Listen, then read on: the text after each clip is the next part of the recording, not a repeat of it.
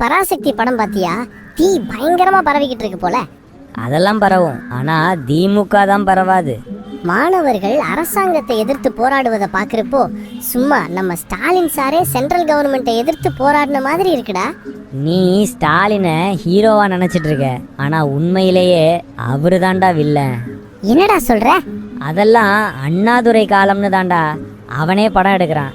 இப்போ ஆட்சியில் இருக்க ஸ்டாலின் கிட்ட மாணவர் போராட்டம்னு போனாலே கைகால் உடைக்கப்படுங்கிறத நம்ம தூய்மை பணியாளர் போராட்டத்தப்போ பார்க்கலையா நீயே? ஆமாண்டா மச்சான், 5 வருஷத்துக்கு முன்னாடி நம்ம காலேஜ்லேயே போராட்டம் நடக்கும். ஸ்டாலின் ஆட்சி வந்ததுக்கப்புறம் அட்மிஷன் ஃபார்ம்லேயே போராட்டம் பண்ணக்கூடாதுன்னு கையெழுத்து வாங்குறானுங்க. மாணவர்கள் அரசியல் பேசி வளர்ந்த கட்சிடான்னு உருட்டுவானுங்க. சரி, மாணவர் சங்க தேர்தலை ஏண்டா நடத்தலைன்னு கேட்டால் திமுகவுக்கு எதிராக அரசியல் பேசிடுவானுங்கன்னு தடுப்பானுங்க.